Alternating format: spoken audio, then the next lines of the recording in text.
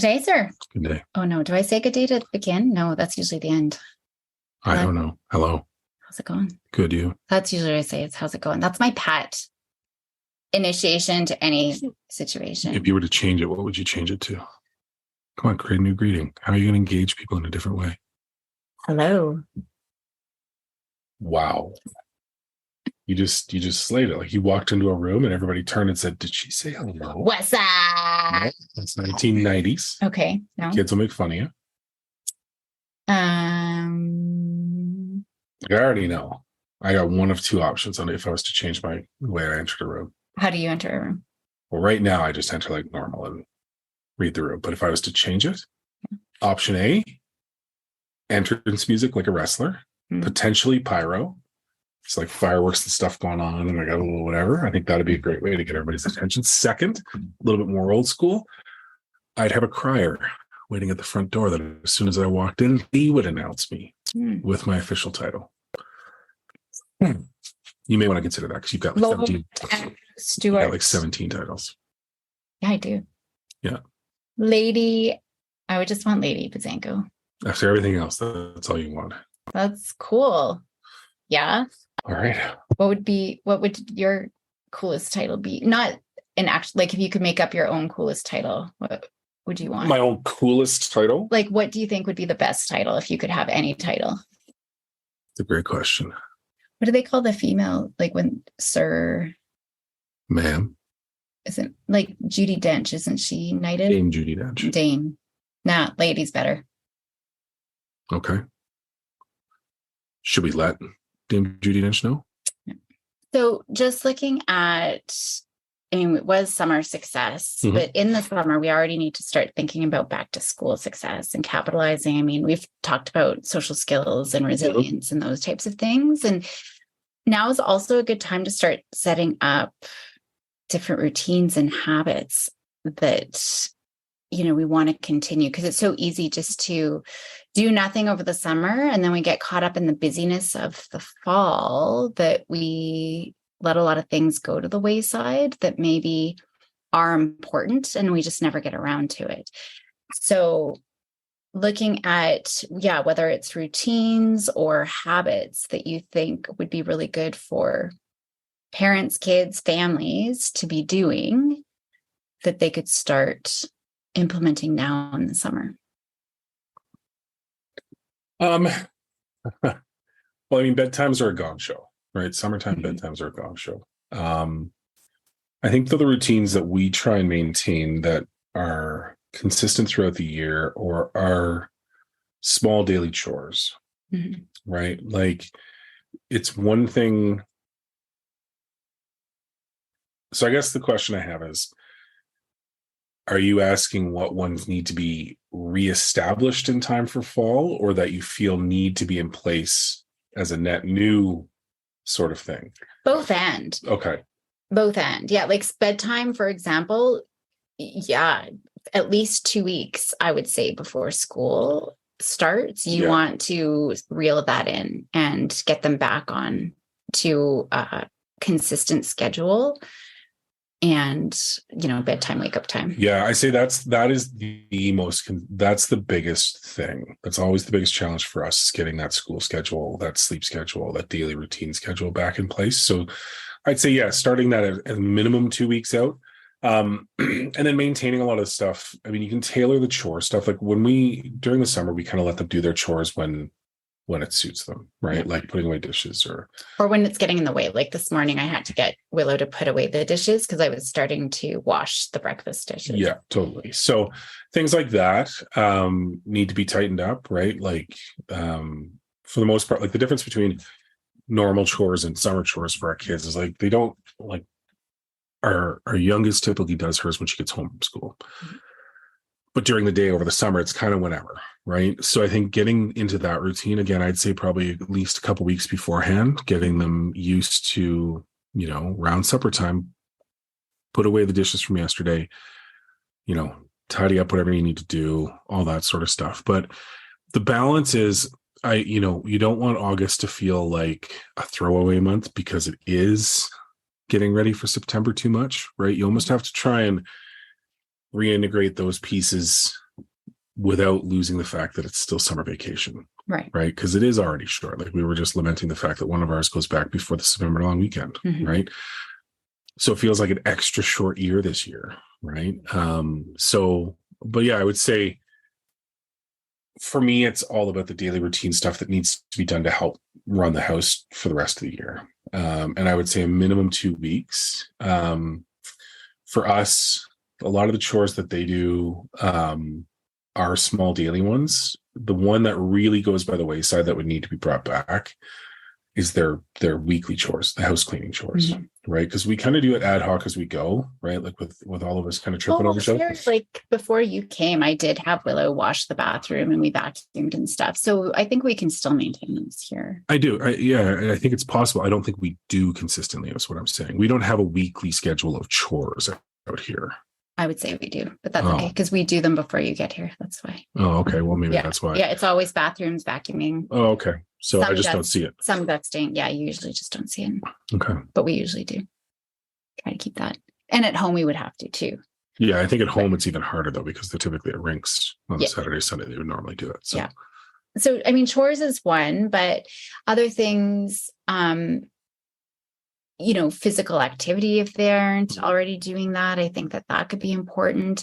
I was thinking too, things like self-care habits, right? Like, I think that's something a lot of parents neglect, but that's such an important lesson to be teaching our kids too, taking that time to ourselves to rejuvenate, whatever that is. It could be a massage, but it could be going for a walk, going for a hike, grabbing a book and reading. Although I would say reading is another one that I'm going to get to, but doing some of that self-care kind of routine, whether it's a daily battery reset or a weekly longer sort of reset, recharge. I think that could be a really important one to do. Our job, I do, and I want to talk in a future episode just about helping our kids with academic success. But one of those, that could be a routine that we start setting up now, where it is that established time every single day that we're putting aside to read, for example. And maybe it's to write in our journal. So even just half an hour as a family, we're going to read and maybe there's going to be flexibility in the summer because every day is going to be different. Like if you're going to a barbecue, tonight or this afternoon, that's our normal reading time. So you could establish a normal reading time. And then just on the day, if there's something that gets in the way, find a different time or day by day. It's like, okay, we're going to do our self-care time today. We're going to do our reading time. Let's organize our day around that. Yeah. So those were the types of other things additionally that I was thinking of. I don't know if there's anything else that you could think of. That essentially covers everything, right? In terms of getting them back into the routine. But I'm not sure what else I would say. So I guess, again, just thinking about your own family, what that would be. I know every year at the beginning of the school year, I'm so gung-ho about setting up a homework time, a study time.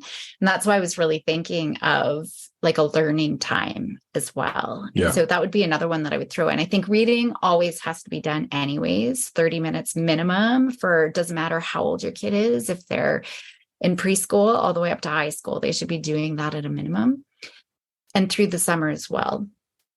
But maybe having a learning time as well, where you can, actually, we got a new puppy. You mentioned it last week. I did. And Willow has been amazing. She has researched and created her own puppy training manual. And so it could be that, I don't care what the topic is. I want you to research it and put something together. Yeah. That it could be a manual. It could be a PowerPoint presentation. It could just be, it doesn't matter what it is, or something that you talk about, hey, this is what I learned today. Right. So just, again, instilling that love for learning, but at established time where we are focused on some learning task. Well, and potentially even getting them back into or starting for families that have musical kids, right? Getting them back into, if they take the summer off, getting them prepped for going back to classes for piano or violin or whatever it ends up being, right? Because we have stuff out here that the kids use kind of on their own, self-led, that in the fall, right, it used to lead right into it. Now they're both kind of in a transition phase, but stuff like that would probably be part of that learning thing too. Yeah. Right. And I think for parents, I'm going to be alone this week. Good or bad, I don't know. I find it's actually not good when I'm by myself because I don't take care of myself. And with a puppy, it's going to be extra interesting. However, that's why I was really thinking of this. I'm like, what are some of those things that have gone to the wayside that I really need to do? Yeah. And for me, stretching, but I always stretch in the morning after I work out. But for me, stretching before bed, just because I've got lots of back pain and stuff like that. So I'm going to try to establish that routine. I'm learning Spanish still. And so making that, I've noticed I've been getting busy and it's kind of going to the side. So I want to find that time where I'm just 15 minutes a day doing Spanish and then piano. I want to get back into piano as well. Yeah. So those are the types of things that I was thinking of. Walks are easy for me because I got puppies, I got to do it. But just looking, even parents, for yourself, for the rest of the summer, what are things, even if it was just 5-minute increments, if you could start 1 minute a day and build up, maybe next week it's 5 minutes and the week after it's 10 minutes, that you can start building those in for yourself and encouraging your kids as well to do those things. Yeah. For me, I think the things that I've just on that note, kind of other things is for me, it's the establishment of good sleep schedule. I've never really had one in years, but lately I've been trying to be much more focused on, go to bed at this time, wake up kind of around this time. I'm a little lazier on the weekends, right? Like I'm getting up at 7 or 8. Whereas work weeks, it's kind of 6:30ish. I'll start getting up. But for me, it was more about when I go to bed, right? I had built a routine where I would stay up an hour or two after everybody else went to bed. And over the years, it's become not doing anything. It's just basically wasting time. So trying to be better about making sure that I go and get actual sleep so that I'm more productive. And then other things for me is it's interesting because I'm not really modeling the learning stuff, but I find lately a lot of what I'm trying to do is a lot more of the just keeping up on stuff. Right. In terms of like cleaning the dishes when they need to be cleaned and putting them away when they need to be cleaned and always trying to keep things orderly. And I don't know if that's just I'm getting older and that's just a way to kill time or what, but it feels far less intimidating to walk into a kitchen that isn't overflowing with stuff everywhere. Right. And in our house, it's the first thing you see. You walk in and if the kitchen's dirty, the whole house is dirty. Yeah. Right. Because that's what it feels like. So it's keeping those sort of routines for me. I don't know if it translates to the kids so much. I think they just benefit from it. But it is, for me, it's about trying to put some structure in the day because a lot of times it just wouldn't be there, right? Like things would happen or we would float or we would kind of do things as they came up with no real purpose. And then, what do you do from there? Like when I get home today, if there's time and it's not raining, I need to cut the lawn, right? Part of my routine when I go home is lawn care because it has to be done before Tuesday morning, right? So I've only really got 1 or 2 nights or I have to do it before I leave, right? So there's over the summer, my routine is different from what it would be in the spring or fall or the rest of the year. But yeah, I find that, your statement about trying to learn the new things, like go back and do your Spanish or do your piano or do it, that's stuff I probably could incorporate more of because I don't right now. Well, and it's got to be your priority, right? So focusing on sleep, I think is, and for me, I'm fairly good with that. The only thing that I would is just the lead up to bedtime, because I think I've gotten that under control where I am trying to get to bed at the same time. But then I just want to add these things that are important to me that are kind of holding me down. So, and for your kids, for my kids, I've always had, you have to do your reading, something outside, something. And I've said that on previous episodes, something physical and a chore, like those are the basic things that I've maintained even through the summer that you need to be able to do those things. But it's just looking ahead. What are those things that maybe even you've struggled with that you think is really important? And now's the time, while we're not bogged down. And it's just about, it just becomes so automatic. You don't even have to think about it anymore. And that's kind of what I feel like those ones are. It's not that I'm consciously making the decision to do it. I just find myself doing it. Right. The sleep is a more conscious one, but over the past few weeks, it's gotten easier. Right. Like I'm not up as late. And if I am up as late, it's because I'm in bed reading. I'm not in front of a computer screen or watching TV or whatever, right? So the basic structure is there. It's still room for improvement, but the basic structure is there compared to what it used to be. The other ones I don't find are conscious, I'm going to do this. It's more, I just feel like I'm happier if it's organized, right? So, but yeah, there's other stuff that you're right. There's stuff I do want to do that, with a bit of concentrated effort, I probably would do more of, and then demonstrate to the kids. I think if there was a structure of, to your point, every day there's a block of time that we're going to go learn something, cool. I'll go spend my time modeling that as well, right? Makes total sense. But I mean, in terms, it's tricky, right? Because there's a balance between making sure that they have a break from all the obligations and expectations, but not losing the ability to manage those when they have to go back and do them. Because we've experienced it before where the first 2-3 weeks of the school year are a gong show because the kids are out of sorts. They're not used to having to get up early. There's a lot of requests drain on their day. So how do we manage They got evals. Yeah, they got sports stuff, right? They're tired. In September could be tough. And at the same time, we're trying to help them establish things like, you're really good about a beginning of the year school party if they want, right? Maybe not so much for the older, but it's always been a thing of pick a Saturday right near the beginning of the school year, invite whoever you want over to start making some friendships. But again, that's another thing, right? It's another thing that they got to manage all at once. So how do you keep it so that they get the break they need and it's not too much of an assault when they get back, but they're not overwhelmed and feeling like, because we've seen other friends of ours that their kids have a really rigid summer, and sometimes you need to do it, right? Because you're working and there's camps or whatever. I get that, but summer should be an example of taking an absolute break from all the drains and strains and stuff like that, which I'd say as a parenting society, we've kind of lost track of sometimes. We fill in a lot of the time when we really shouldn't be, and fill it with the wrong stuff. Yeah. So I think that goes back to previous episodes, one on boredom, which was just in the past couple of weeks, but then the other one too, just about the pressure that we've put on ourselves, this generation of parents, way more stressed than any other generation, because we do try to do all the things. Well, and we try and manage everything. Yeah. Right? Like, it's really weird to me because we've joked about it before, right? That we're the last of the feral generations where we're out and doing whatever. But we are the first ones to constrain and restrict our kids' movements and abilities and what they can do and how they can do it. And, and I was worried I would be like that this weekend with the elder, right? With her being on her own for the first week. But I forgot that she was at home alone until she texted me. Right. I'm like, oh yeah.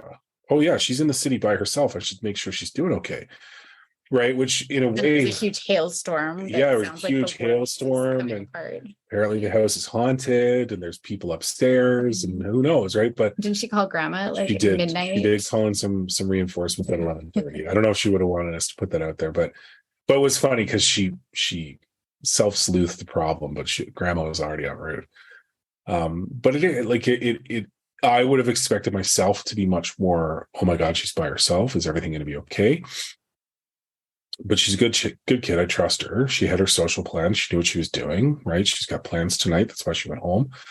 But I think as we've seen repeatedly and frequently and very recently, a lot of rules being put on certain kids, and it doesn't just affect those kids, right? And that's the part where I'm like, where did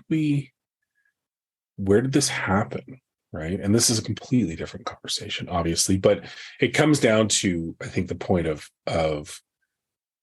structuring the bits so that the kids are active and want to learn it and want to do it, but are also being given the opportunity to maintain the things that they need to do, but not take away from their ability to free roam, to go enjoy the weekend, go do all the things that they want to do, or the summer, not the weekend. But, and that's the tricky bit. Like, we've given the little one the ability in the past couple of days. She's dictated the past couple of days, right? And sometimes, like right now, she's like, I don't want to do anything. I just want to read. So we're like, great, we're going to go film a podcast. We're going to go take care and record a podcast, right? But at the same time, if she wanted to do a ping pong tournament, well, we did a ping pong tournament, right? Like, those are all things that force you and I to not simply default to our standard setting, right? But let her take control of what it is she wants to do and do it and enjoy it, right? So I think, all that to say that there's a balance, right? Because we as a current parenting group, I think we're our own worst enemies. We create these rigid structures that we think need to be in place, which stress out us, stress out the kids, stress out family, whatever, and don't really serve a purpose. So figure out a way to check the boxes that need to be checked in a way that's enjoyable and still make the transition back in the fall a little bit easier. But then just don't worry about it. Yeah. Like at the end of the day, if your family just needs to completely go off the rails and just chill and not have structure, well, figure it out. It's your family, right?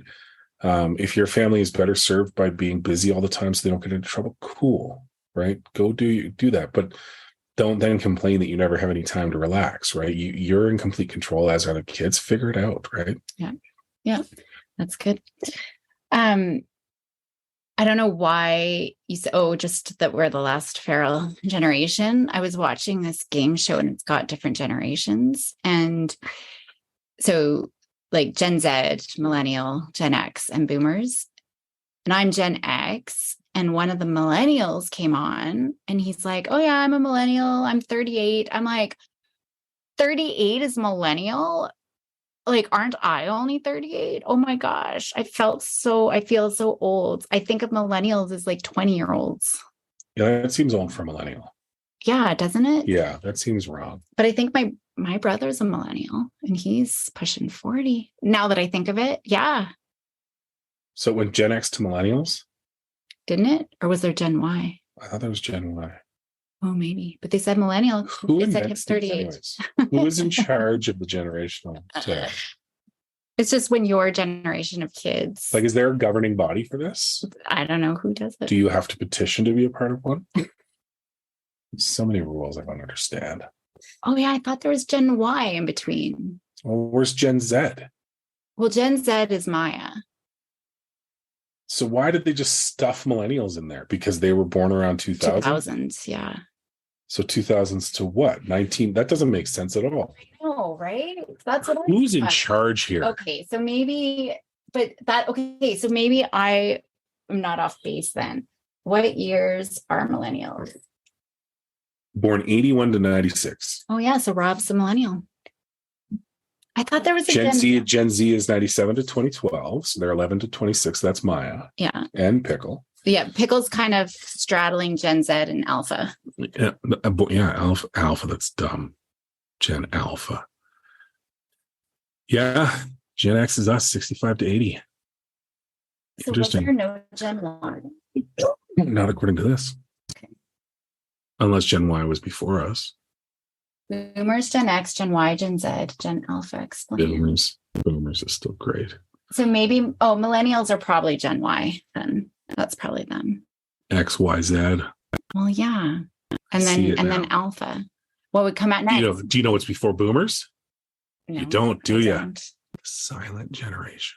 Oh. 28 to 45. So they're 78 to 95 years old. Why would they be silent? Parents had better control and told their kids to shut the F up. I don't know. All righty. And then Boomers, whatever boomer, they're 65 to 80. Yeah. Gen Alpha's dumb. What are Boomers? Boomers are 46 to 64. Okay. Because I was going to say, I thought your mom was a boomer. Yeah, your mom. Both of our parents are Boomers. Yeah.